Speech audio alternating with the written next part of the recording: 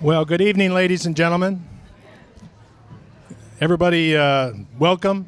On behalf of Agenda Alexandria, I'd like to welcome you all to this evening's program. Continue to eat. We've still got plenty of food.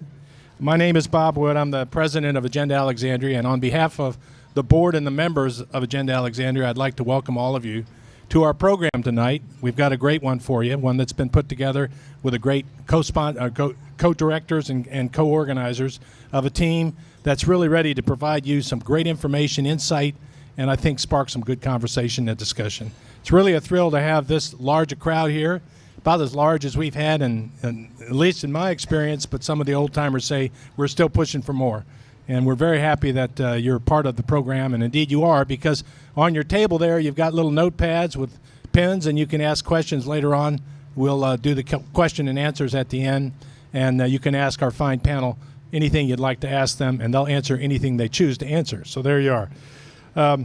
We are very happy to thank our we have a brand new food provider for this evening. We thought we'd try a new provider. Randy Peaches is with us from Do Yourself a Flavor.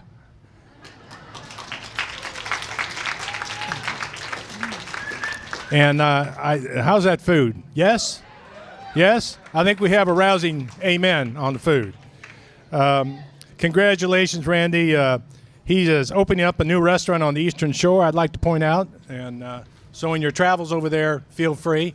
Thank you, Randy. He set up out back, was here on time, had it exactly right, and cooked fantastic food for us. So very happy to have that with us tonight. We thank, as well as usual, our T.C. Williams team that's here providing all the audio visual that we're using. We're actually taping right now. You'll find it on YouTube. We have a channel on YouTube. You can find the program. So it doesn't scare me. It might scare our panel, but it doesn't scare me at all. Good job. They were here as ever to provide not only support for us, but as part of their curriculum and program. We're thankful to them. We're thankful to the teachers for being part of a great team and being part of this evening. We have a special exhibit tonight. In the back, you'll see a set of pictures, a first unveiling of this year's Living Legends of Alexandria portraits. They're back here in the rear, including we have two people that are very close to us in Agenda Alexandria, former Executive Director Sherry Brown, this year a member to be brought into the Legends of Alexandria, and as well Florence King, who you'll meet in a moment. So let's give them all a hand. We're thankful. They're, as ever, part of our community, part of our lives, and now honored as living legends of Alexandria. We thank Bill Kehoe for sharing the traveling exhibit with us tonight. A formal reception honoring this year's legends will be on March 15th. Tickets are available, and please join the party that'll be part of that celebration. Every year it happens. Donna, thank you for keeping us posted, and all of us part of the program, and really part of the honors that we're giving. If you're a member and don't have our annual program directory, I'd like to point out we still have some over here on the table. Please pick up one of at the registration table. This is available to members, including anyone who purchased a membership tonight. Did anyone purchase a membership tonight? Yay, yay, thank you very much. We appreciate that. How many are brand new to Agenda Alexandria? Would you raise your hand? Welcome, welcome, welcome. We are so thankful you're with us tonight. We look at issues without taking sides in Agenda Alexandria. By the way, we're going to be creating a whole new set of issues for next year. Feel free, as you're here tonight or as you're part of Agenda, to nominate an issue that we can bring forward into a program like this. Always looking for new ideas. By the way, our directory is only one of the places where we honor our sponsors and our advertisers. I will read a couple of those sponsors with us tonight and advertisers. I would ask you to please consider patronizing these businesses who are part of our sponsorship. Tonight we have advertisers. Katie Cook is with us, inside front cover. She won the spot. Okay, where's Katie? Where are you? Yay, Katie. Yay, Katie. Thank you very much, Katie. LaWanda Swope, inside back cover. Where's LaWanda? Thank you very much, LaWanda. We thank you for being a sponsor and a supporter of Agenda Alexandria. And also, we have Lee Gurry is here. Thank you very, very, very much. She's, in fact, going to be on the back cover. Her business and her support, very evident. Thank you for being with us this evening. Now I'd like to recognize some of those sponsors with us tonight. We've got Paul, who took all your money. Paul's over here. He's one of our sponsors. and supports us routinely. We have FMK Incorporated Financial Literacy Center with Florence King.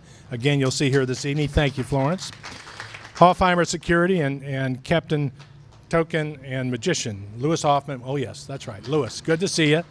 Lewis is always with us. Thank you for your support, long-term support.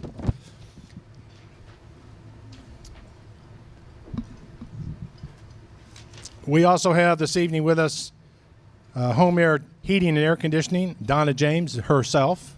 Thank you, Donna.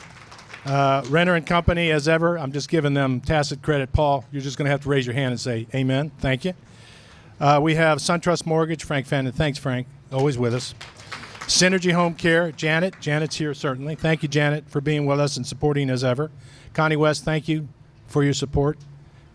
And Woods Landscaping and Sprinkler Service, Jim Wood, thank you very much, down here in front. And the Zebra newspaper, who has just been fantastic in providing coverage and support for the Agenda Alexandria program. A great product. Now I'd like to recognize some members of the Board of Directors who put this program together. This evening's program, as usual, is put together by a very active board. We typically pick a program and then as a team put together the program. And I'd like to all of our directors please stand up. Thank you very much. There they are. Wait, there they are. Donna's all right. Terry's up. Donna's up. Paul's up. Okay, thank you very much for not only the teamwork you provide, but also the ideas you keep bringing on. Speaking of ideas, you got a flyer on your table. Next program, the last Monday of the month, is on Here Come the Millennials. All millennials stand up. There you go. No, sit down, sit down, sit down. It's called Here Come the Millennials, and it's going to be a fun program. Michael Lee Pope and Terry and others are putting a program together. Elizabeth, who indeed are going to have something fun for us to do. If you like game shows, come into that program. It's going to be fun. But if you like, frankly, information relevant to Alexandria for a whole generational change that's coming, please make it to the next program. By the way, it's on the 26th of March, location TBD. We're working with the price of a venue. We're very happy to be there if we can make it happen, but we're just working right now the last details. So check your website. Please think about joining us. Now I'll turn the microphone at this point. We're time for the program. We're ready to roll.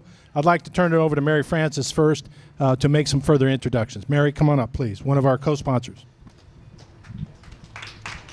Director.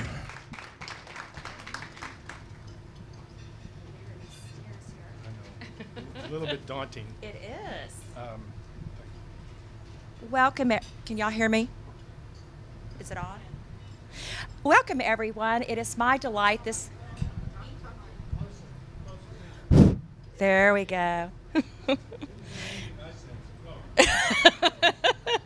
Good evening, everyone. It is such a pleasure to be here tonight and co-chair this event with Florence King. And it is my pleasure to tell you a little bit about Ms. King. She is currently the Secretary of the Board of Directors of Agenda Alexandria, and she's, as I said, co-chair of tonight's program.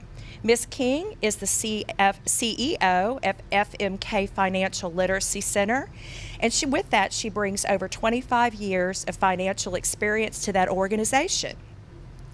Additionally, Ms. King serves as chair of the Alexandria Regional Council of the United Way and is chair of the Alexandria Commission on Employment. Ms. King is a graduate of George Mason University, where she majored in sociology and business administration. Ms. King conducts a series of money management courses to improve financial literacy by utilizing a systematic approach to building assets, savings, and offers real-time solutions to implement practical ways to live within your means. Please welcome my dear friend, Florence King.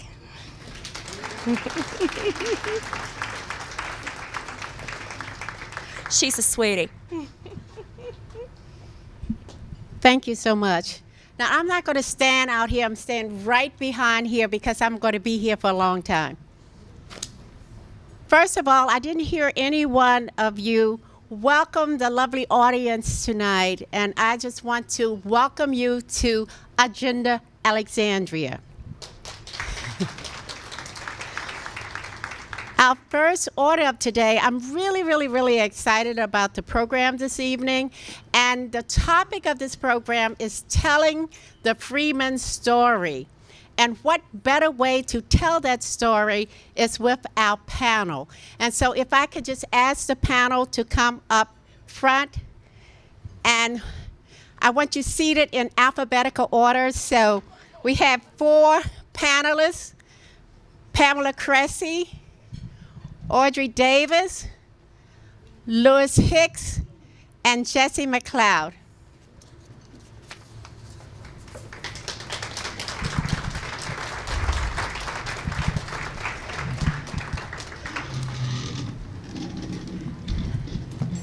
The guys sitting at this table, they are the experts, I tell you that. And so I want to just share with you, you have information on your tables, but I just want to emphasize a little bit more about them. Pamela Cressy, this is in alphabetical order now. Pamela, Audrey, Louis, and Jessie. Okay, Pamela Cressy, she served as the Alexandria city's archaeologist for 35 years. You look mighty young. 35 years. And one of her research topics while she was a city archaeologist was the development of free African American communities and its neighborhoods before the Civil War. And she was particularly interested in how people secured their freedom and what actions that took place individually and collectively as free people. She continues to teach at George Washington University, and she supports her neighborhood. She serves on the board of the Friends of Mason Neck State, and she also volunteers for, and as tutoring in the food pantry for the same company. Our second panelist is Audrey Davis. And Audrey is currently the director of the Alexandria Black History Museum. A lot of you probably already know Audrey. Ms. Davis is the past president of the Virginia Association of Museums, and she is one of the founders of the director of Virginia Africana, the Network Museum the Network Museum of History and Preservation Professionals. Ms. Davis is currently Vice President of the Alexandria Historical Society, and she's a board member for Living Legends, as well as the Preservation Virginia and for the National Women's History Museum. In 2016, this is something I did not know, the Washington Business Journal listed Ms. Davis as #2 on the top 100 list of Washington power players. Can you imagine that? I love that. All right. Our third panelist is Louis Charles Hicks, and he has served as Director of Grants and Special Projects at Human DC, which is since 2015. And Humanities DC is a grant-making organization that believes in consideration of the issues that affect us as individuals in a society that can make a positive impact on our lives. Hicks is responsible for administering every grant across its full life cycle, from outreach and application to final reporting and archiving. From 1998 to 2012, Louis Hicks was the director also of the Alexandria Black History Museum, where he managed 2 historic buildings, a museum and library, and a 9-acre historic park. Among his many duties, Hicks managed museum collections, exhibits, and public programming. Highlights of his work at the museum included the development of a documentary film chronicling Alexandria's 1939 library sit-in demonstration. He also served as the project director overseeing the creation of the museum's 2005 Securing the Blessings of Liberty, Freedom Taken and Liberties Lost, a permanent exhibition on the slavery in Alexandria, which is wonderful. Last but not least, we have Jessie MacLeod, and she is the Assistant curator at Mount Vernon home, where she has worked since 2012. She served as lead curator for Lives Bound Together. It's a book, I have that over there, which is a lovely book. Mount Vernon's award-winning exhibit on the topic of slavery. The exhibit explores the lives of those enslaved on George Washington's plantation, as well as Washington's views on slavery. Jessie also contributed to a series of biographies to the exhibition, publication, and organized or oral history project with Descendants. That's how I got to know Jessie. Jessie holds a BA in history from Yale University and an MA in public history from the University of Massachusetts Amherst. Prior to her arrival at Mount Vernon, she worked at a variety of other museums and historic sites, including Newport, Rhode Island, Historical Society, James Madison Montpelier, and New Haven, Connecticut Museum, and a historic Deerfield and Yale University Art Gallery. Let's give a round of applause for our lovely, distinguished panelists. Now, while we are on the subject of descendants and ancestors, I just want to bring in a lead-in information. One of the reasons why I decided, along with Mary Frances, to be co-chair of this particular program is because my great-grandfather and my great-great-grandmother was a freed slave on George Washington's plantation, and she was emancipated in 1801. And my great-grandfather, which is not that far removed, was born a freed slave on George Washington's plantation. And we wanted to just show, just take about 4 minutes about some of the, what he did as he left George Washington's plantation. But I wanted to just direct this particular question right now to Jessie while they prepare for the documentary. Is it okay to do it now? Okay, you can go ahead and. Just the school that I'm standing in right now was co-founded by 4 key people who were landowners here in the Franconia area. And of course, Will Jasper deeded a half-acre of land so we can build. And the co-founders was my great-grandfather, Thornton Gray, and Thornton Gray was a freed slave on George Washington's plantation. And his mother's name was Thomasine Gray, and she was emancipated after the war by General George Washington. They said the most important thing is to educate our children, and so they decided to build and create a school. And basically, the first students were their own children. The people in the communities, they saw the disparity between African Americans and, let's say, white students. The white students had, schools, not a one-room school. A lot of times they had more than one room.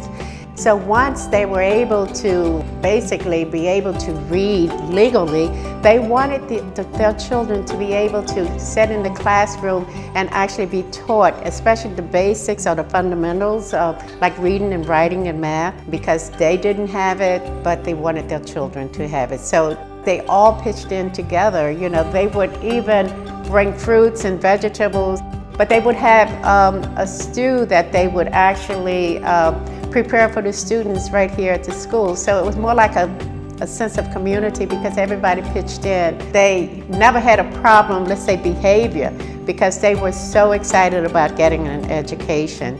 So it was almost like an honor to be in the classrooms. They all mentioned, every student who ever attended said that it was so endearing because, one, it got them away from some of the things that was happening in the area, because believe it or not, even we might have not experienced, because this was a small school, but some of the larger schools that were established at that time was being plagued by the KKK and a lot of obstructions. They were just determined to just make the best of a difficult situation, especially when they had the opportunity to educate the the classes. Yes, we can say it's easy now, but to struggle through what they had to go through, especially when, this was right after Reconstruction and they had so many Jim Crow laws. Even though this one-room school just included the first grade up to the 7th grade, they did not have any opportunity to have higher education, like going to high school, because it was illegal for them to go to high school. So the only students who got a higher education, higher than the 7th grade, were students who were able to catch a train and go to the District of Columbia. If they had not done this in 1881, it would not have happened. We do have like a official marker out front which they recognize the historic aspect of the Log Grove School. And it's one of the last remaining one-room schools in Northern Virginia, which is, we take pride in restoring this particular facility. It's heartwarming for me because of, my parents and my grandparents and great-grandparents were part of this, and so to recognize it and not to just take it for granted as a living museum, in a sense, to let people be aware of the struggles that these are individuals who were determined to get an education to have a better life.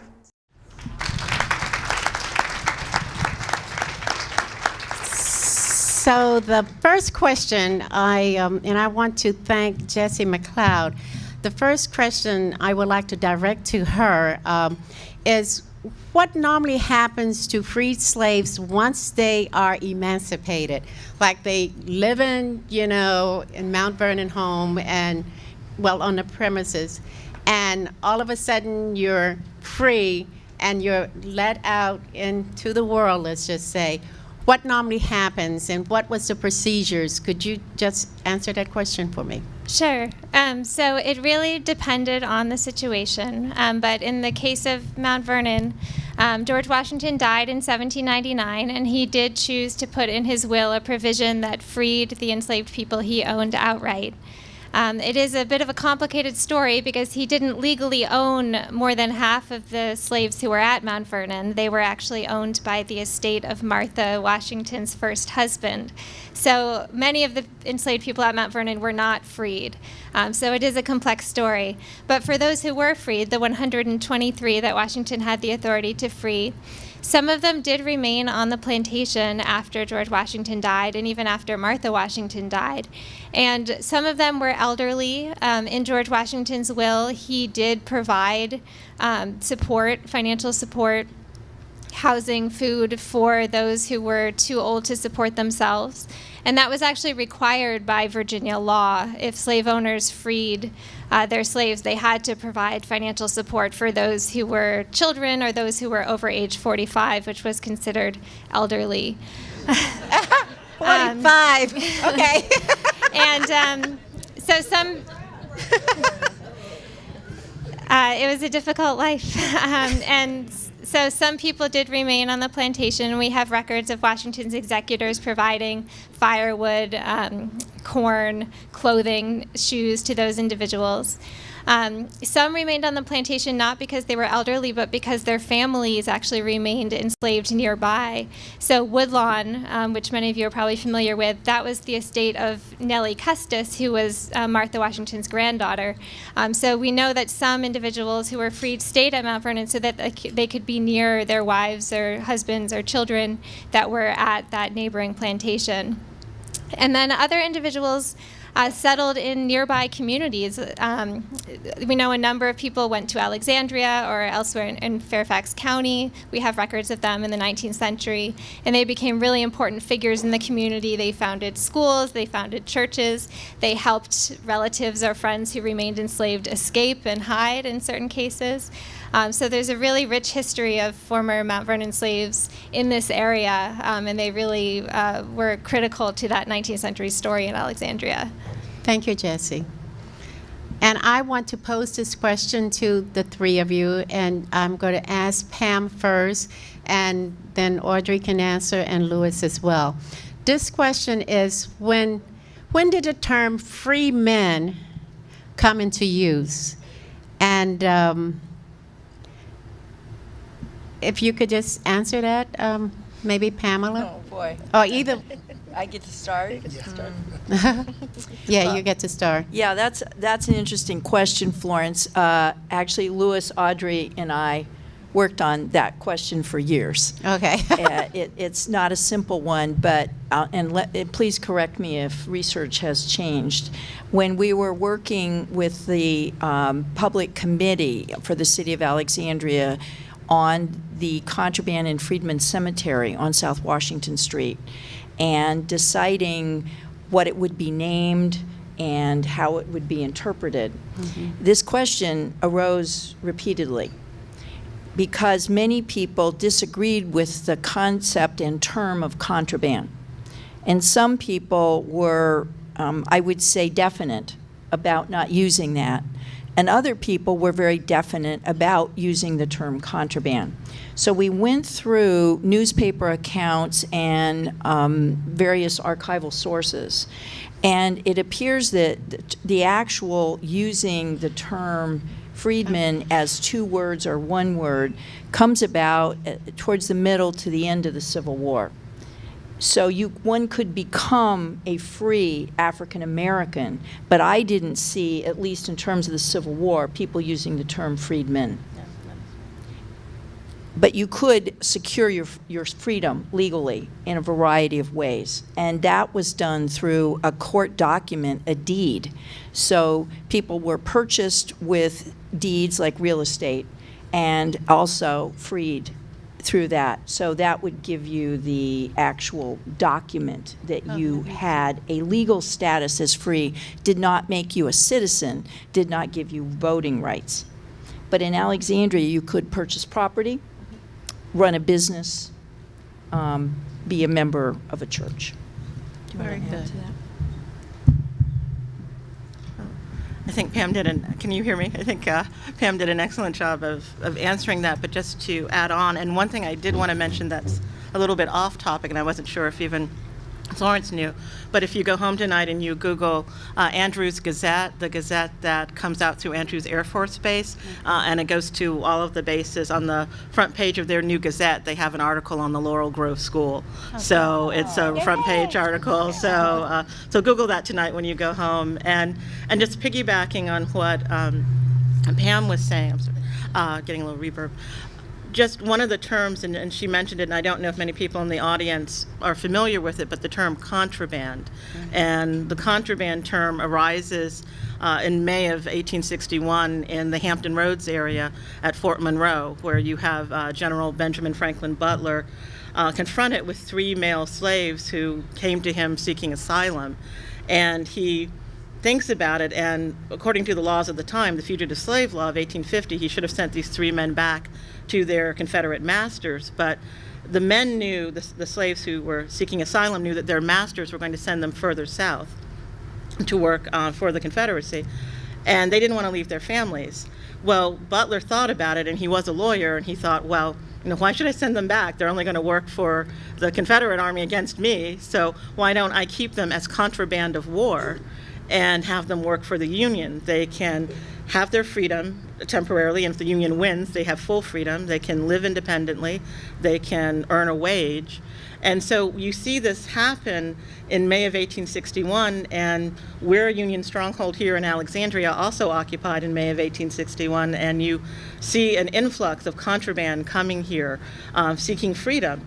And you see them going to any kind of Union stronghold that they can get to, and I think this movement, this self-emancipation that you see, is something that's really a wonderful movement. And as a contraband descendant, I'm really proud of the term contraband, but as Pam was saying, there certainly was a distinction, and at that time, you can see that there was even a class structure between those who were free blacks, those who were recently enslaved and then who became free, and then those who were contraband. And it's, to me, always interesting when you look at the current refugee crises that you have around the world, and you read the articles about them now, and you read the articles about contraband in the 1860s, how very similar they are, and how very similar the fears are of the people, of these new people coming in and what are they going to do? But I think it's a basic struggle about humanity and everyone's right to have a better life for their family and to make a better home for them. So I think it's a Central American story and one that needs to have more discussion about it. And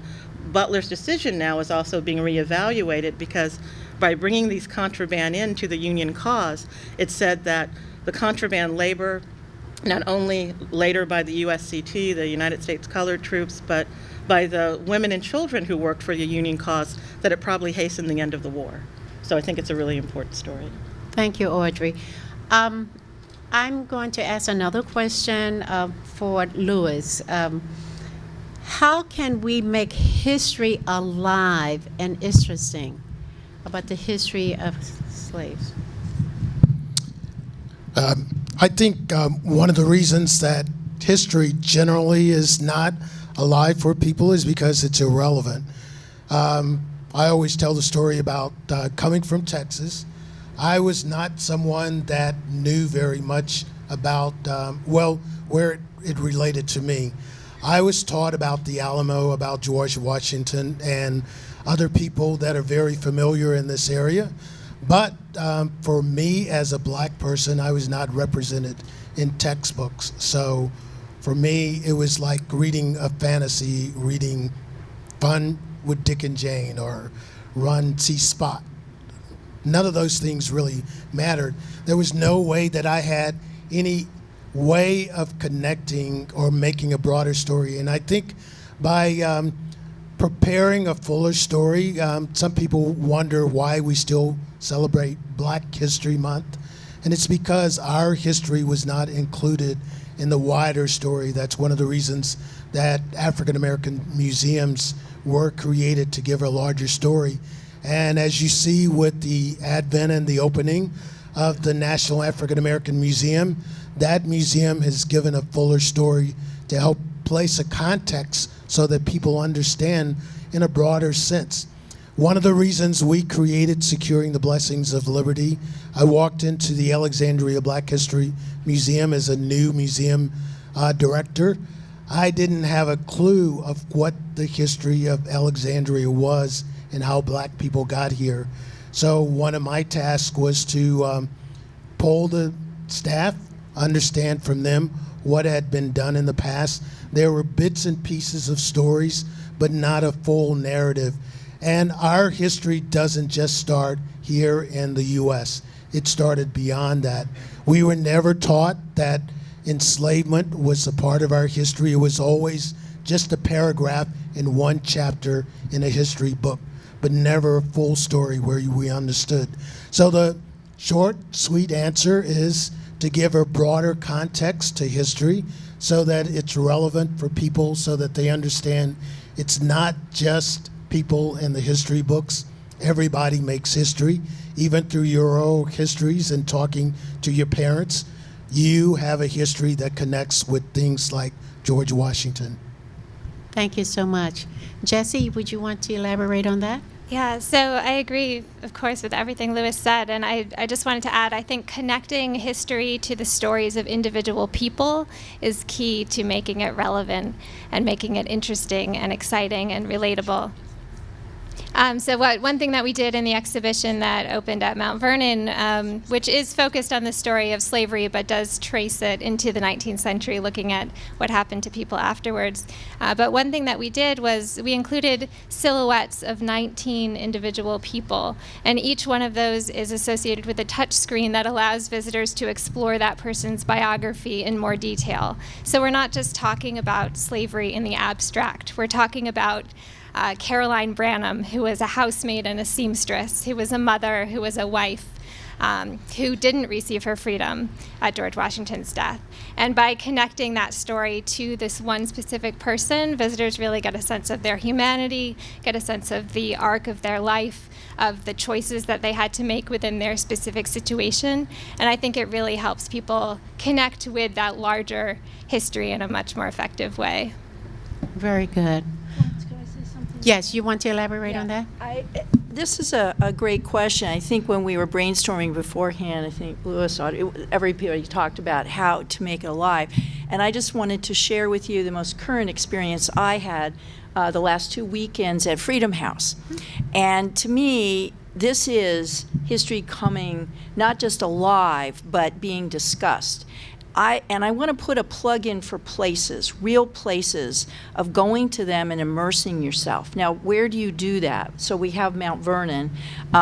Audrey's probably going to talk later about all the sites we have in this great brochure that the City of Alexandria has developed. But I want to mention Freedom House at 1315 Duke Street, where you can walk in to the building that was the Franklin and Armfield slave dealership.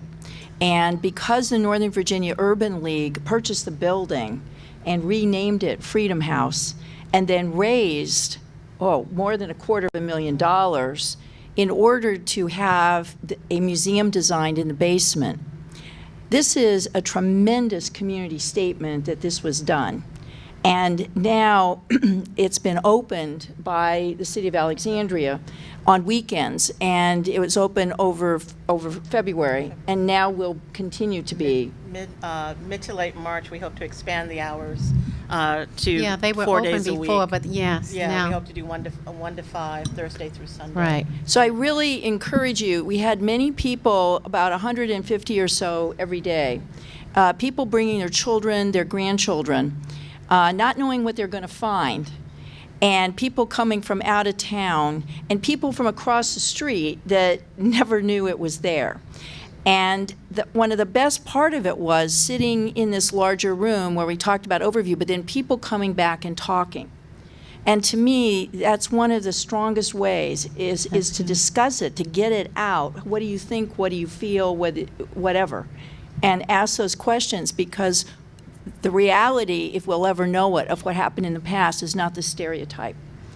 And how we think about that today, particularly as we have human trafficking going on as well, these subjects continue really to plague us as humanity. Yes, I'm so glad you brought that up, because if you visit the city, and even for residents in the city of Alexandria who actually catch the trolley, which starts at the King Street, foot of King Street, and goes all the way down to the waterfront, they do have information about the Freedom House. And that's why you get a lot of tourists who come in and they're like, okay, they talk about the slaves and the Armfield and 1315, and it's part of the historical, the Heritage Trail, and which is really good. And what was happening, a lot of people, they were anxious. These were people from out of town, and they would go there, and it was closed. And so I think the effort that the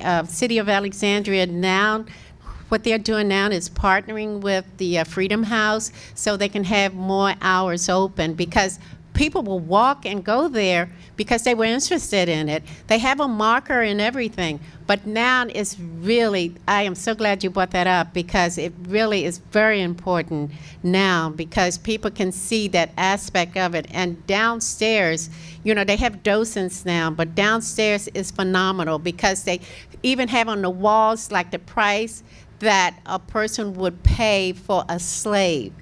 A female slave, a male slave would take more money, about $2,000 or something like that. But it's amazing. So that's something that if you get an opportunity for those who live here in the area to check out 1315 Duke Street.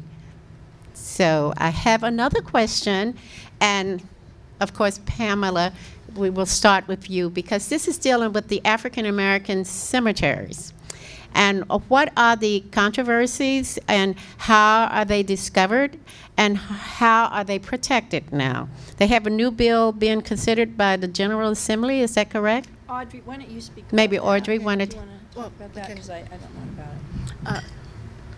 There is a new bill, and I meant to get the number. I was emailing with my boss, Gretchen Bulova, who many of you know, who is the acting director for the Office of Historic Alexandria, but she helped to push forth a new bill that was just approved, and Delegate Dolores McQuinn has support for it, and this will allow extra funding for African American cemeteries in the state of Virginia. And so many more cemeteries are being found and rediscovered, and often the communities, the cemeteries are in a state of disrepair, and the communities may not have the money to do the necessary repair. So this bill will provide a limited amount of money for these documented cemeteries. So we're very, very pleased about that. And I'm sorry I don't have the exact number for the bill, but it was recently approved, I believe, in late January through the General Assembly. Of this year? Of this year. Oh, very good.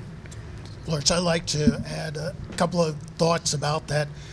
Some of the issues that are faced by people when they're encountering African American cemeteries is the fact that they may fall into disrepair because of lack of funding, lack of interest, family members moving out of the area. They may be overgrown. A prime example is Freedman Cemetery here in Alexandria. There was a covenant placed on that property after it exchanged hands, and through a process of being deeded to the Catholic Diocese in Richmond, it later became a property again in Alexandria, where it once again had a covenant that said no official office building or any business could be placed on the property. But as you know, a service station was placed on top of the property and an office building, and because of the decaying of the markers, which happened to be wood rather than stone, the bodies were not really even known that they were there. There are news reports about remains being excavated, probably through the development of the street that runs between the two cemeteries. And newspaper accounts recall that they or identify the bones as cow bones, but they could have possibly have been human remains. And so oftentimes this is a story that's repeated over and over. African American cemeteries are not held in esteem.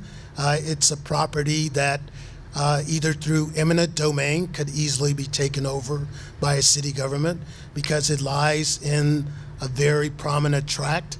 It's not considered, as with a lot of our history, very important because it's something of a class of citizens that were never respected because of their history. All right.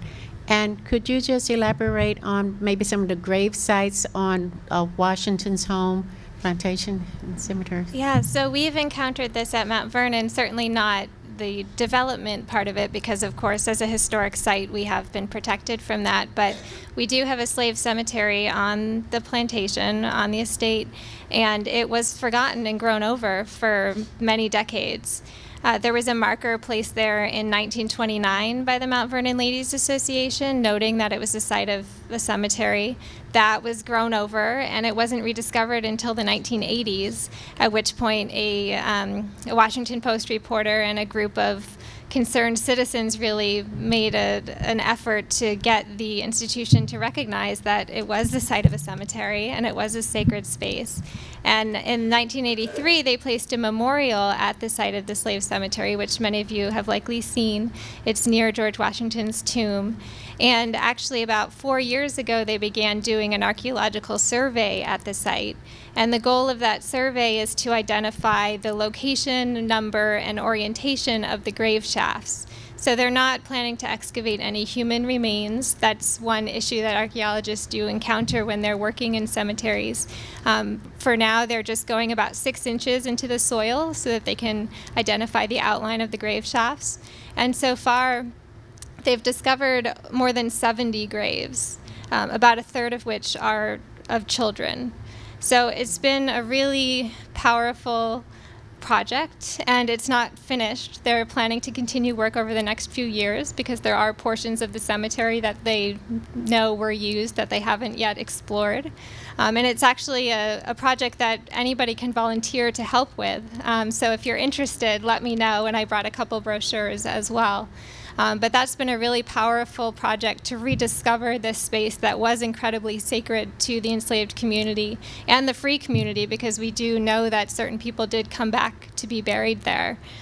So we're rediscovering that site and really making sure that visitors appreciate its importance. Thank you. I'm going to ask one more question, and then we're going to address the questions from the audience, because I really feel that they have some very good questions that we would like to address. And the last question that I will ask from you as a panel, how to deal with sites with multiple histories, so as when history is added, or we have myths about some of them, and we have to kind of debunk some of those myths. So how can we deal with these multiple sites?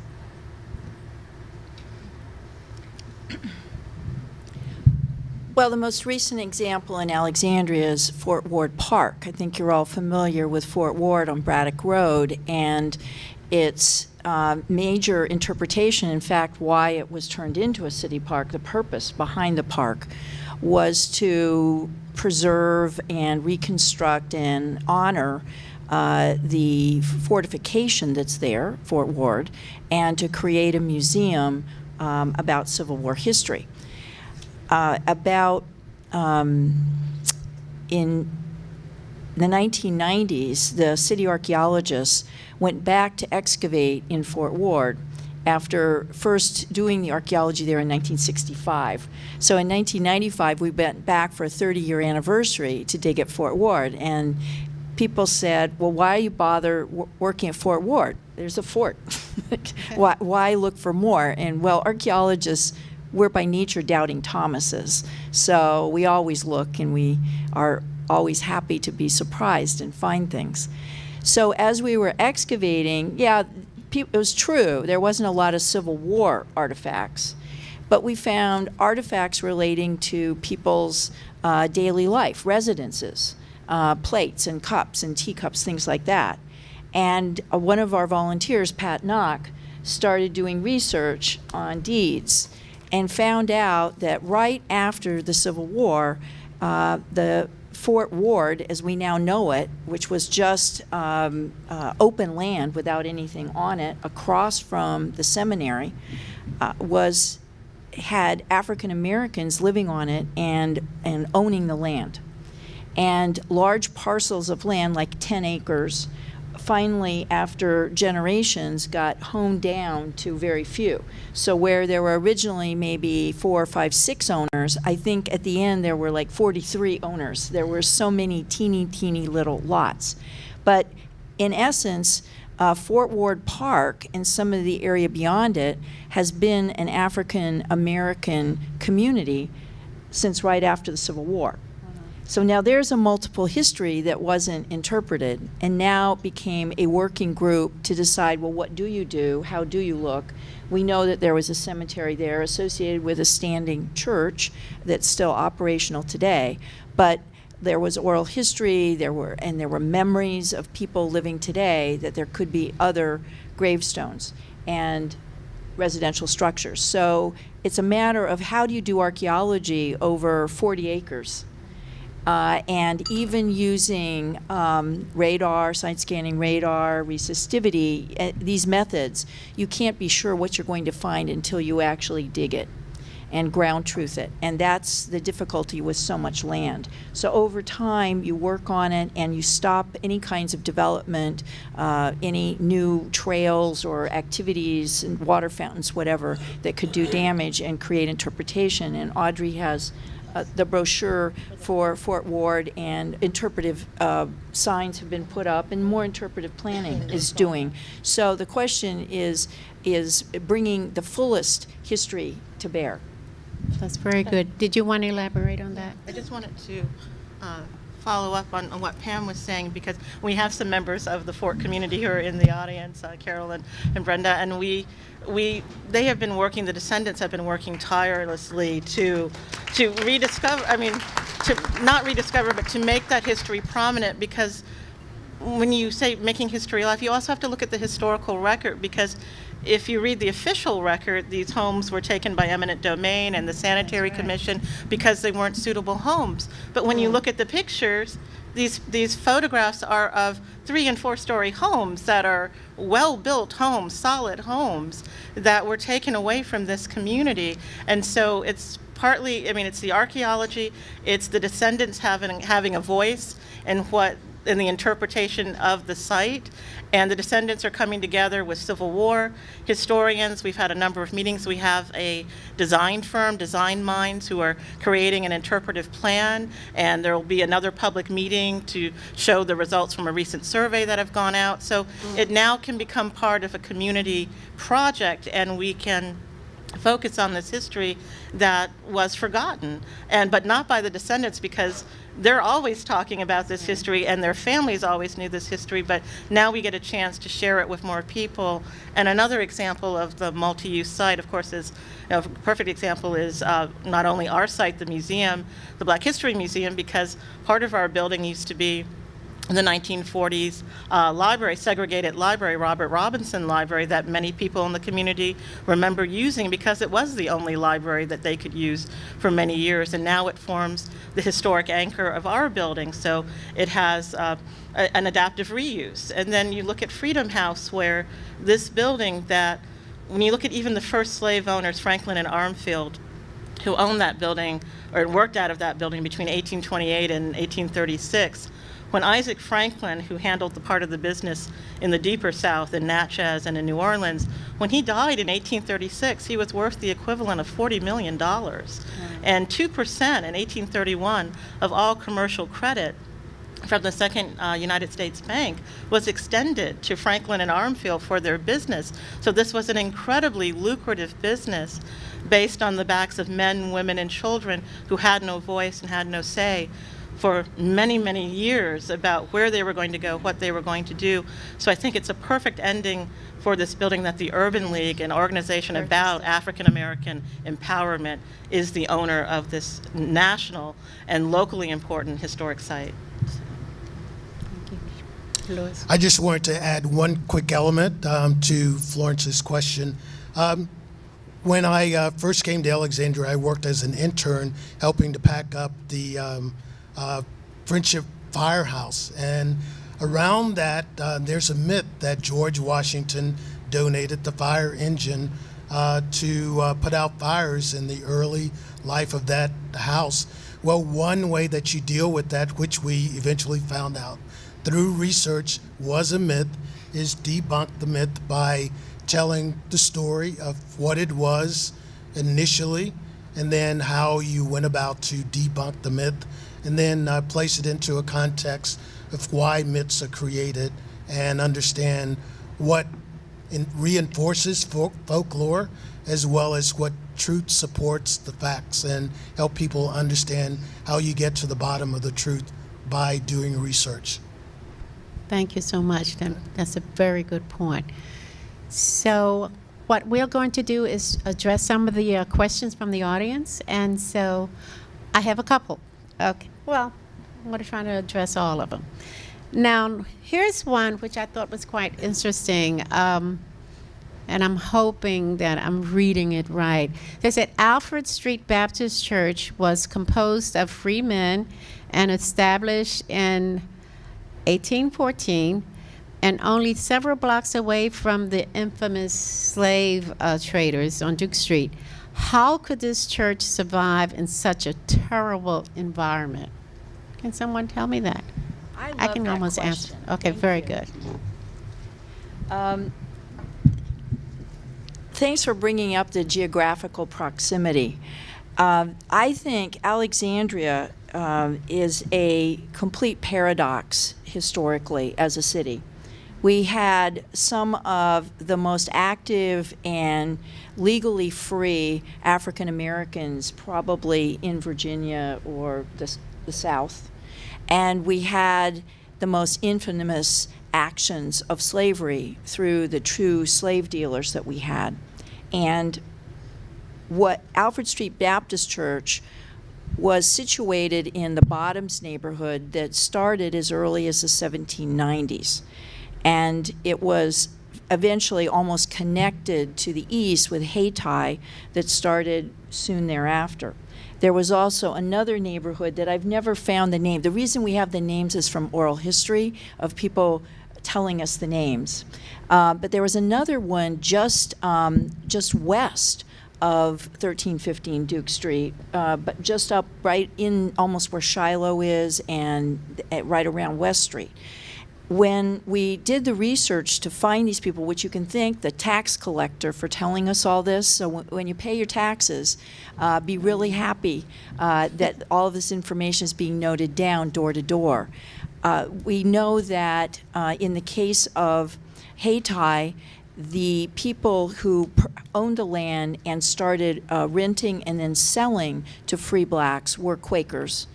In the Bottoms on Alfred Street, that property was owned by James and Alice Lorison, who were in business with a Quaker as merchants and were founders of the First Baptist Church.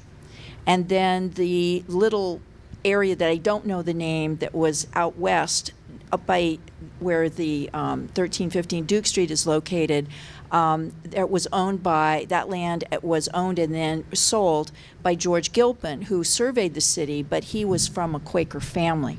So there was continually Anglo-Alexandrians who sold to blacks, who witnessed their wills, who served as executors in their wills, filled out deeds, and made sure that families, property, and legacies were protected. So we have an interesting situation, and those neighborhoods were established decades before Franklin and Arfield started operating. By 1850, I should say, about 50% of African Americans in Alexandria had free status. It dropped a bit after Alexandria retroceded to Virginia. So by 1860, it was more about 40%. So there's hundreds and eventually thousands of people. Yes, an example of Harriet Williams, who lived on the 400 block of Royal Street. She was a laundress. In fact, many women, free black women, owned their own property and were laundresses. They must have washed a lot of clothes to make the money for their land. But in this particular case, Miss Williams buys her sister and her sister's children out of slavery from their white owner, who was a merchant in town, Hepburn. And she purchases them for a lot of money. And we don't know whether all the people in the church or everybody gets together to pull money together, and she purchases them. When Hepburn, and they come to live on the 400 block of South Royal in Hayti. When Hepburn dies, he leaves a will that leaves these children his property, and also says Harriet can come to his house and take whatever furniture that she wants for raising the kids. Wow, and I believe, it's been a while now, but as I remember, there was also a stipulation that if his Anglo children attempted to change the will in any way, that there were penalties to them, and that he had left land and property to them before that. Oh, wow. So, and then he particularly establishes the fact that Moses Hepburn should be sent north to a place like Pennsylvania to be educated and to get out of Alexandria, basically, to become educated. Very good. How much time do we have? I can't hear you. Okay, great. I want to, here's a question addressed to Audrey. Took up 3. Census records in Georgia after slavery, she mentioned that her great-great-grandmother indicated she was born in Virginia. Also, they hope to have names of slave owners, and they want to attempt to locate records about her purchase and the journey to Georgia. Any suggestions? Well, I'm not an expert genealogist, but certainly, of Well, course, yeah. census records. Tell us what you can. Well, Census records are a good place to start. Sorry. Census records are certainly an excellent place to start.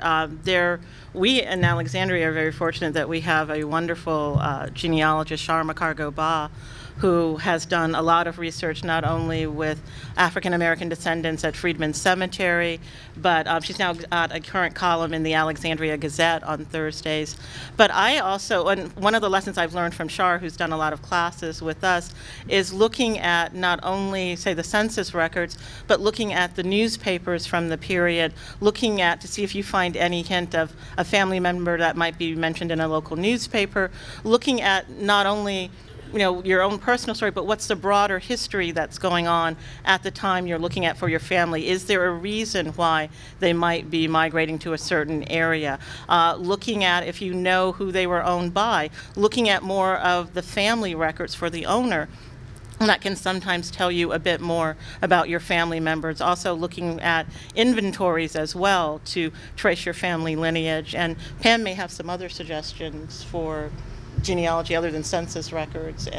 But I remember Shar always saying to go cast your net as wide as you can. Don't limit yourself to just one route as looking at a genealogy, because there's so many, and if you're looking at contemporary genealogy, looking at veterans records, that kind of thing, that can provide you with more information and that can give you more hints. But really cast your net wide and try to find most of the local history around the period of time that you're focusing on for your family. Okay, this is up for grabs. Is it true that Alexandria was one of the most important places for the emancipated people after the Civil War, or during the Civil War? Is it true that Alexandria was one of the most important places for the emancipated people in the Civil Wars? I'll start off and toss it to my colleague, Pam Cressy or Audrey. One of the reasons that people fled here was because it was a Union stronghold. And of course, they could seek the protection of Union soldiers. As Audrey pointed out, as contraband of war, people flocked here by hundreds of thousands. And of course, people escaping here to avoid war did not have the provisions. They came with whatever they could carry or tote, and so it provided a safe haven, but at the same time the city was overwhelmed and not necessarily prepared to deal with the influx of all the people that came here. Audrey just showed me something I'd never seen before. It was like, oh my gosh, and her grandpa's name is in there and everything. You want to comment? I Okay. would say Alexandria is extremely important during the Civil War for what Lewis said. So as a Union-occupied location, people are fleeing slavery, and this is one of the places you come. So we know that people came from as far away as Petersburg, or even Warrenton, I saw in a few cases. That's a pretty long way to walk secretly, I would think. course. I can barely stand driving to Warrenton, It might be faster to walk, I don't know. But certainly not at night and with somebody not, trying to find you and whatnot. So some of the estimates are 20 to 22,000 people are moving through Alexandria as refugees. They didn't stay. There weren't 22,000 all at one time. There's maybe 8 to 10,000 people still living in town, but certainly it looked like maybe 8,000 any given time. So you can imagine the situation. Alexandria's population is now like 150,000. Right. Imagine another 150,000 refugees moving in here in a couple of years. How would we deal with that? So it was a very difficult situation. People died, particularly the young, as we know from Freedman's Cemetery.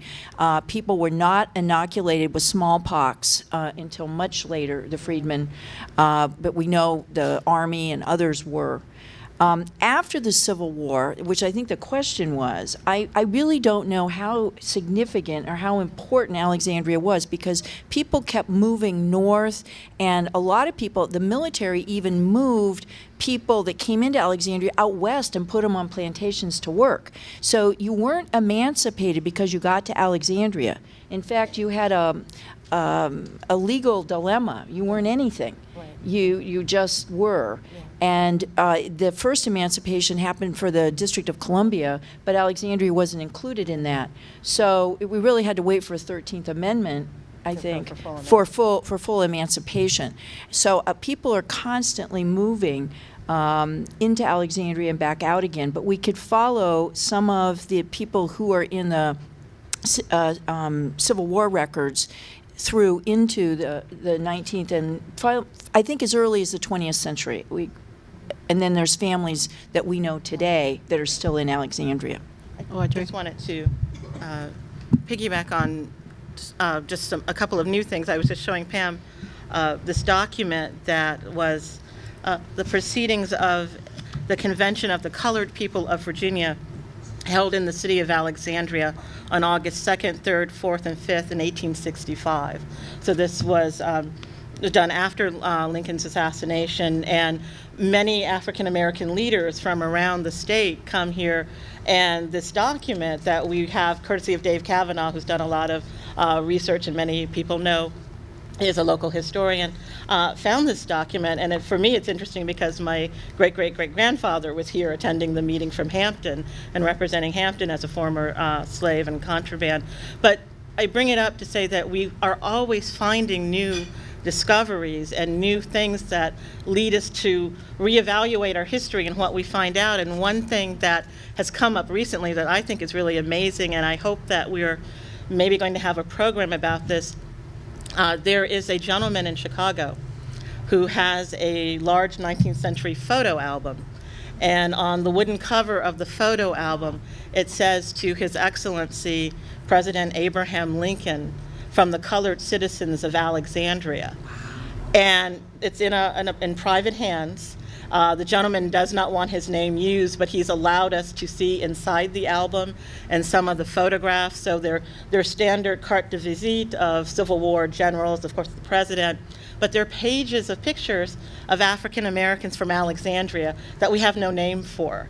And we know that this book made it to the Lincoln family because it was in the possession of Mary Todd Lincoln, who was a friend of this gentleman's great-great-great-grandmother, and she gave it to her along with some other items. So a lot of people are vying for this album, as you can imagine, the Lincoln Library, National Museum, but we're hoping we're going to have maybe in Freedom House a photo identification day where you can come and see some of these photographs, and maybe you recognize someone, black or white, as an ancestor, and you can help us help him identify all these hundreds of people in this album that we don't know who they are.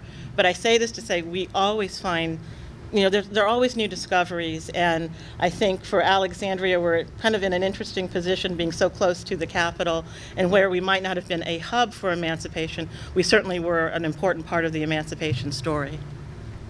Thank you so much. I have a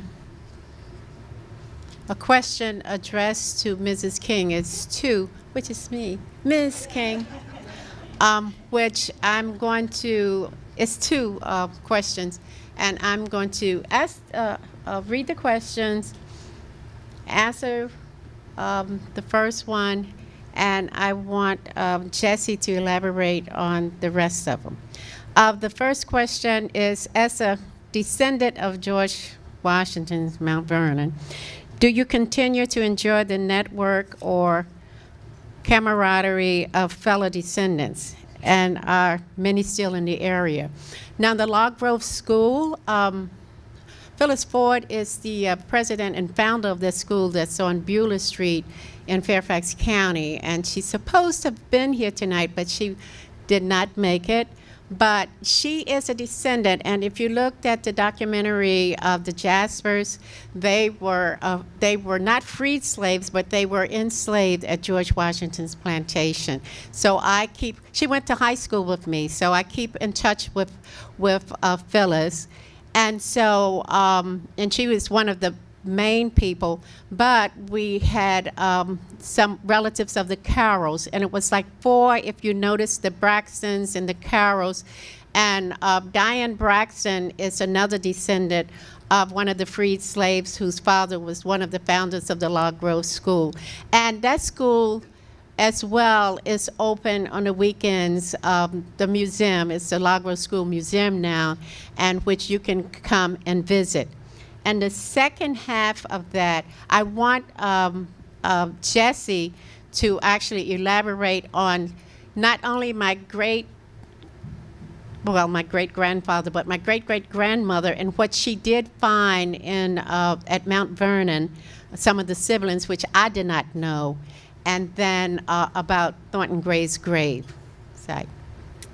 Yeah, so just to elaborate quickly on the descendants question, it's one of the most rewarding parts of this project has been being able to meet so many descendants of those who were enslaved on George Washington's plantation. And for the exhibition, we interviewed 7 descendants for an oral history video, which is in the last gallery of the show. And there are many others who I've had the privilege to meet and speak with and hear their family histories. And that's such a powerful way to add to the documentary record that we have known about for longer. But yeah, so with Florence's family, Thomasina Gray is listed on a 1799 list that George Washington made about 6 months before he died. He listed every single man, woman, and child who was enslaved on his plantation. He noted their ages, their work assignments, which farm they lived on, their family relationships. So for Thomasina, we can see that she was 11 years old in 1799. She was living on Dogue Run Farm, which was one of the 4 outlying farms at Mount Vernon. She was living there with her parents, Dick and Charity, who were 46 and 42 years old, respectively. Her younger brother, Dick, was 3 years old. And we were able to determine that she had 4 older siblings. Interestingly, on that list, they're not listed with Thomasina and her younger brother because they were already assigned to full-time work and they were considered adults, even though they were 19, 18, 16, and 15. So enslaved children were usually assigned to full-time work between ages 11 and 14. But through other records, we were able to piece together that family with 2 parents and 6 children who were all living on the same farm, which was fairly unusual as well. Many families were separated across different farms. And one interesting piece to this story is that for certain individuals who were freed at Mount Vernon, we are able to trace their stories into the 19th century, as I said. And one of the best ways we can do that is through the registers of free blacks, which were created because there was a law that those who were freed had to register with local authorities every 3 years and obtain a certificate of freedom or free papers. And that was essentially proof that you weren't a runaway slave. It was proof that you were legally free. So if you didn't have those papers, you risked being arrested and being sent back into slavery. So the records that we have actually show that Thomasina Gray goes in the 1840s at age 56. To register. There's a physical description of her. It mentions that she's 5 feet 3 3/4 inches high. It's very precise. She has high cheekbones, and it says no other perceivable marks or scars. So it would often note if there was some kind of distinguishing mole or scar, and that was to ensure that the free papers couldn't be used by somebody else to impersonate a free person. Excuse me. So there was a lot of thought put into this system in order to maintain control of the free African American community. But with Thomasina's record, we also see a number of her children, including Thornton Gray, and I believe 8 others. And they appear in various records in the 19th century, both in Alexandria and in Fairfax County. And it takes a lot of legwork, but we've been able to piece together the Gray family and certain other families as well. So that's been really exciting. Thank you so much. And you have to keep in mind, my father's mother was Sarah, and her father was, of course, Thornton Gray. And my father, my grandfather, of course, actually married Sarah, who was the daughter of Thornton Gray. And Sarah lived in Gum Springs, and that's where Thornton Gray's grave is. Okay. So moving on to another question. This is a good question. Because I didn't know anything about the Douglas Cemetery. Someone has a question. It's what is the fate of Douglas Cemetery in Alexandria, and who owns it? You want to talk about that? The Douglas Cemetery? Well, I'm not working on this. I think the city archaeologists are currently, but from what I remember, none of those cemeteries in the Wilk Street complex, Okay. if they have sort of been abandoned and are not maintained, unless the city takes over, through eminent domain, they sit there as sort of non-owned. In some cases, the city has taken over such cemeteries, such as the Silver Leaf Society one, where the African American Heritage Park is on Holland Lane. Okay. I'm not aware that the city has actually taken over, but the city's been mowing for years. Yeah. And I understand there's going to be an archaeological survey to identify, write down all the names of the gravestones and do more Oh, okay. preservation work there. Oh, okay. But I don't know the whole story. Yeah, and I haven't heard anything new about any condition or any part of the city stepping in for the Douglas Oh, Cemetery. okay. at So this point. Douglas Cemetery. Here's a question. Some of you may know the answer, but what is the distinction between enslaved people and slaves? Is one term more correct or either appropriate in different contexts? Enslaved or slave? Is there a difference?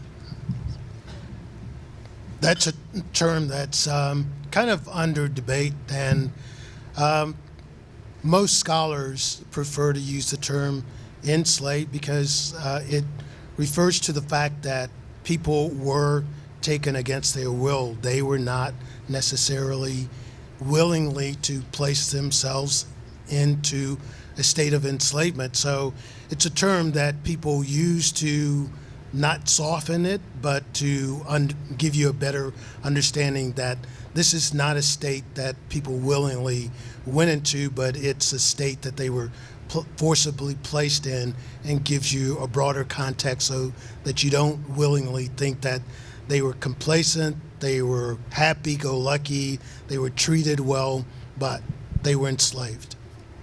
Thank you. That's a good definition, I feel. Here's another question. Certainly, the descendants of the Fort Ward community have not forgotten about their homes and that were there, and what still needs to be done about that?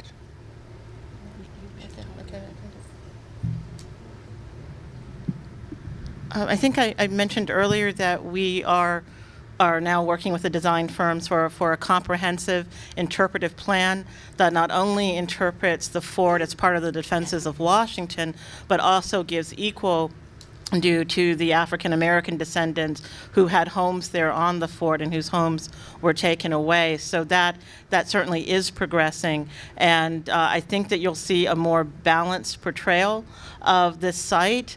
Also, I believe that there still will continue to be some archaeology that will be done there. We have our acting city archaeologist, Eleanor Breen, who's done some work in the past year, and then I think, depending on city funding and the budget that we have, because we work with the Department of Recreation, there will be some future archaeology done at the site.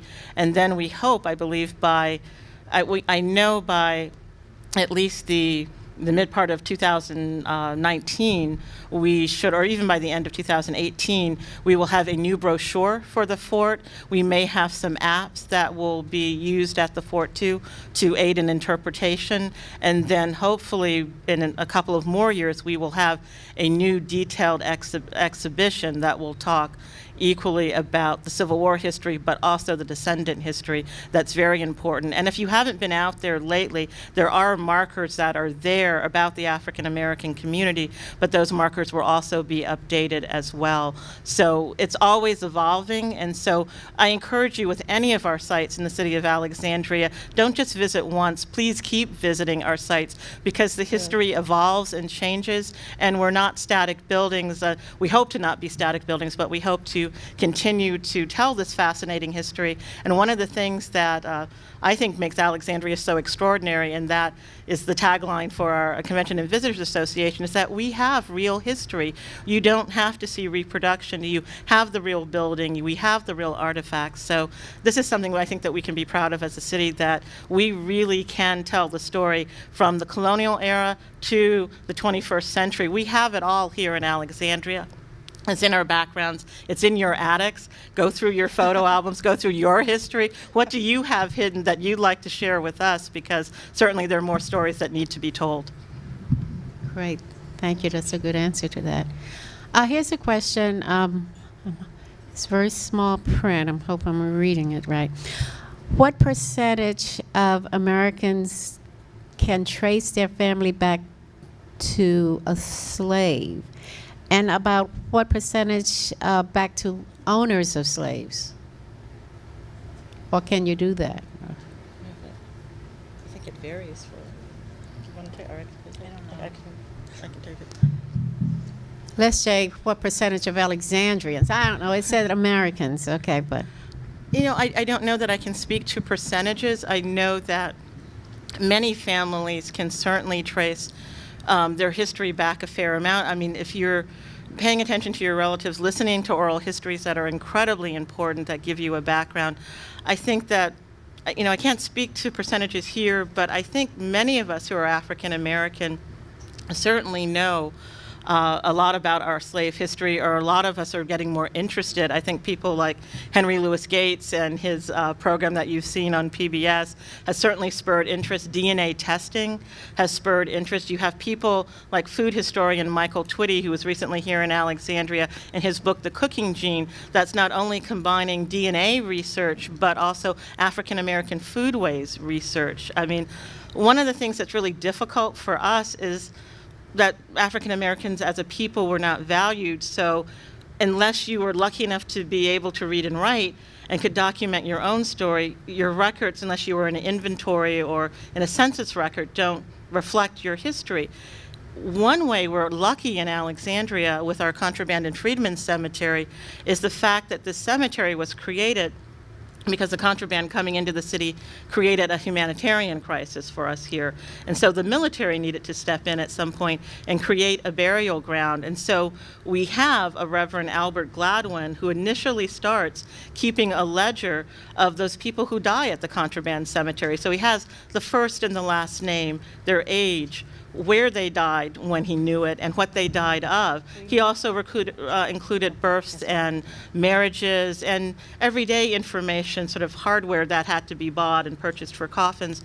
But this Gladwin record, and we nickname it the Gladwin record, but that's not really its formal name, and this document is in the Library of Virginia, is such an important document for slave history. I think very few communities have this document, which has allowed our genealogist Char McCargo-Baugh to find over 1,000 living descendants who are related to people buried in the cemetery. And she has a book that'll be coming out later this year about these descendant stories. So I encourage you all to look for this book. We're certainly going to have a book signing at the museum for her when this comes out. And this will tell you these amazing stories of people who, many of their relatives, came into Alexandria searching for freedom, but many of them did not live long in freedom. And hearing Jessie talk about the cemetery at Mount Vernon, there's so many parallels between your cemetery there and our cemetery for the Contraband, because so many of the Contraband are burials that we have are of children that are under the age of 16. So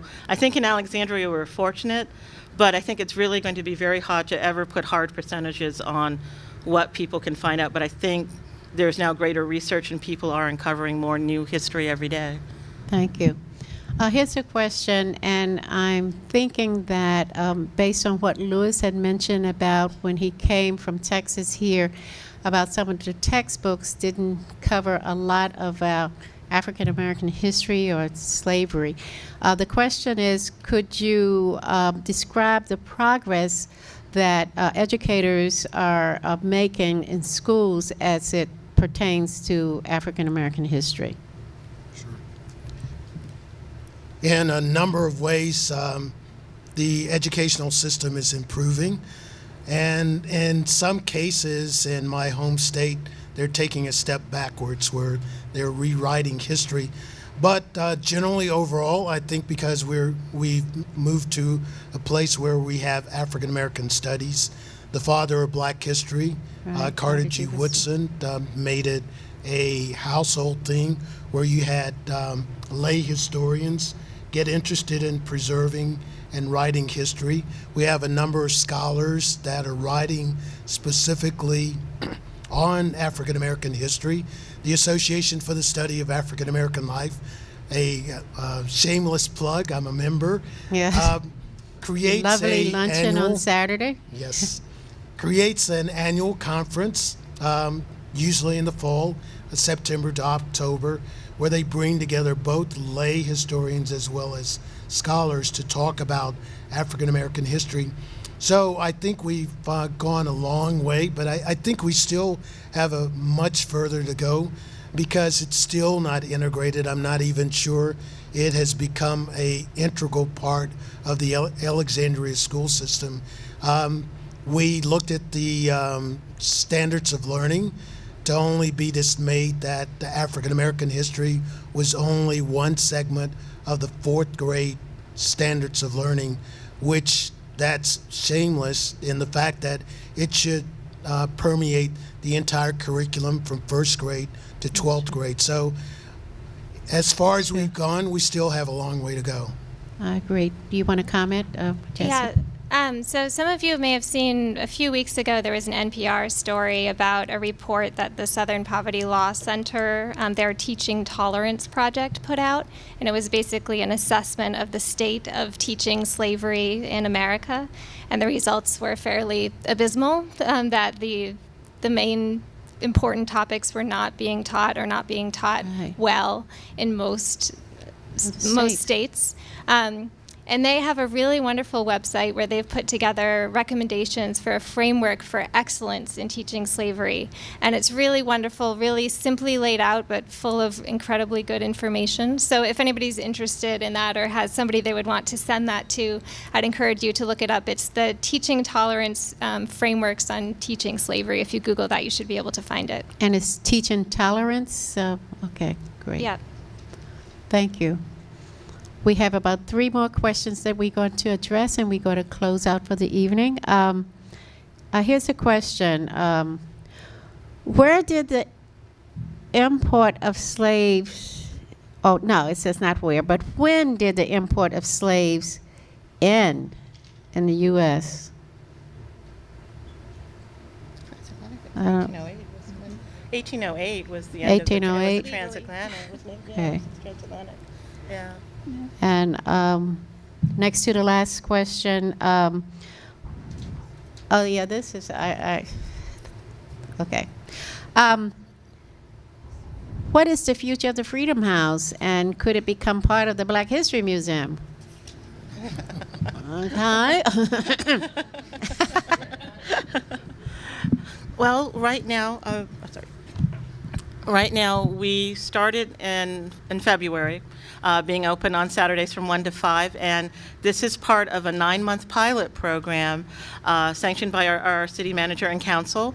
And so we are going to see how this pilot program goes. The Office of Historic Alexandria will have control and interpretation of the first floor and the museum area of Freedom House.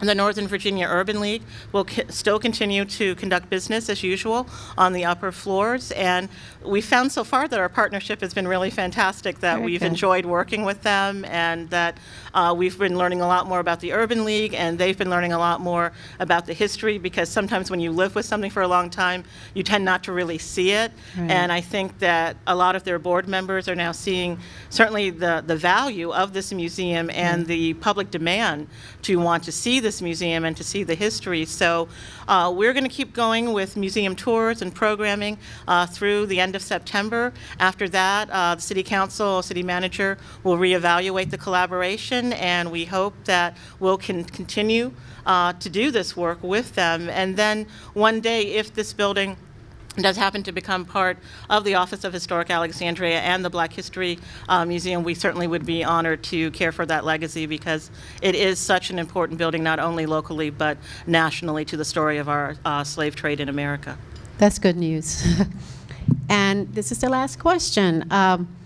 Did any slaves or freemen join the Union Army from Alexandria?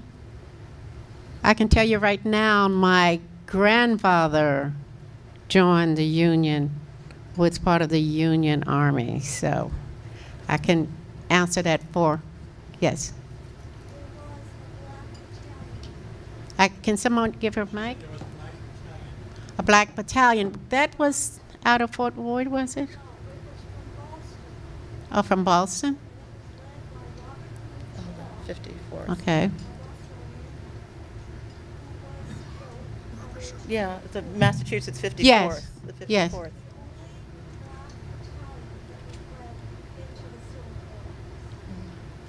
Okay. We did the Massachusetts 54th under the leadership of Robert Gould Shaw on the Shaw Okay. Memorial by the artist St. Gaudens.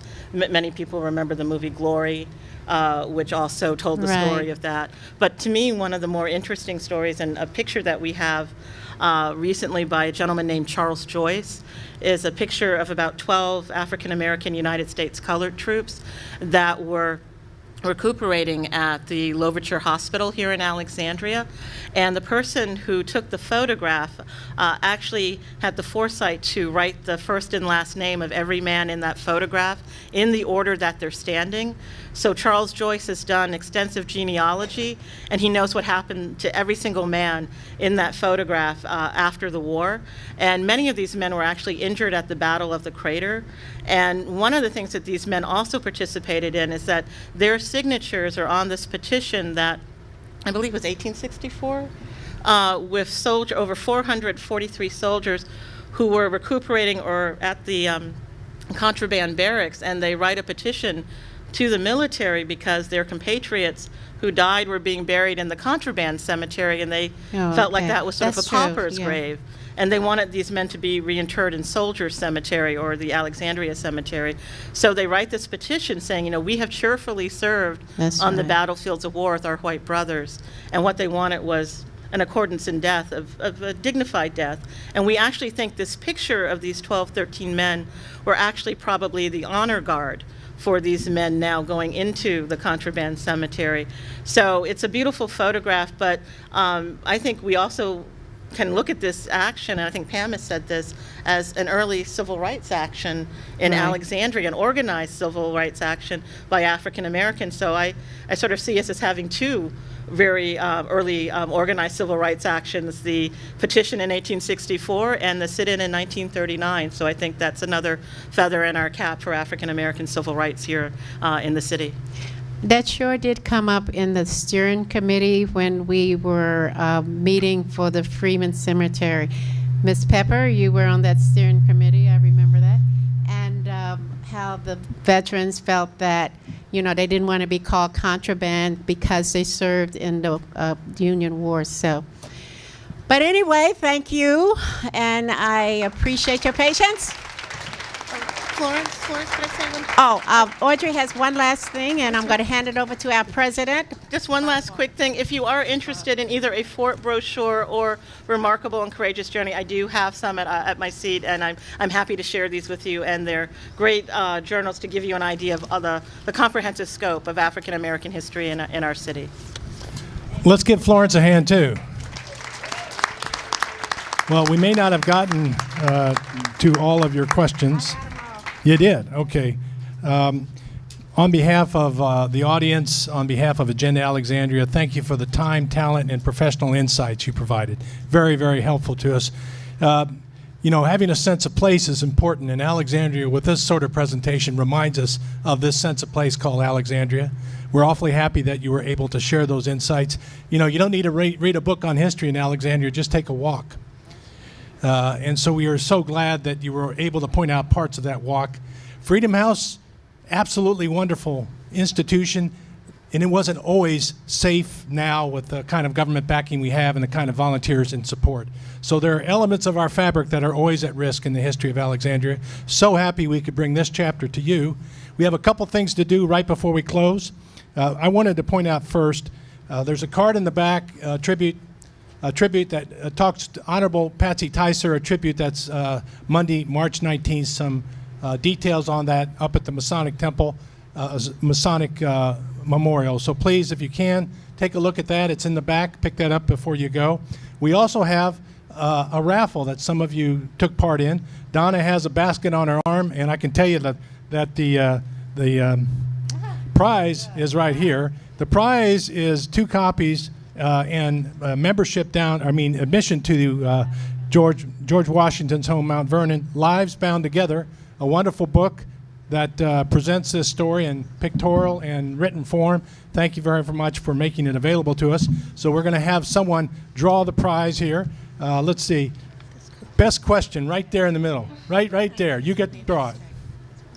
Right there. 3. Draw the first. You, right there. It's too soon to worry about these things, but I think it's important for Freedom House to get some key facts and some key themes. I mean, 2 we're copies. seeing different things there. Yeah, I think we let me- need to be on the same page. Definitely. I mean, it's not getting us, it's almost like Must be present to win. No, okay. Lord, she was here till just a moment before. I think we have Okay. a really All right. sheet that they put together. Okay. I think we need to update it and do, I don't even know what's on there. but yeah, we need to have like some core facts. I think so, because there's going to be a lot of different people there, right? Yeah, there's going to be a training that I said is going to be doing. I don't know when. I think it's going to be towards the end of March. Okay. But she doesn't know the history. No, she needs to know more than she knows the broader slavery, but not the history of the building. She said you had 140 by the end, 140, 150. I didn't get the figure, but a lot. I think we must have She got that. 100 this weekend before.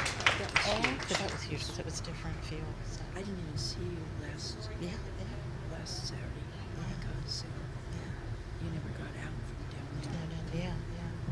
We talked about that because we need to have some kind of breaks. And I just wanted to emphasize, Pat Tyser actually had dedicated a marker for the Log Grove School for the founders and Senator Tyson.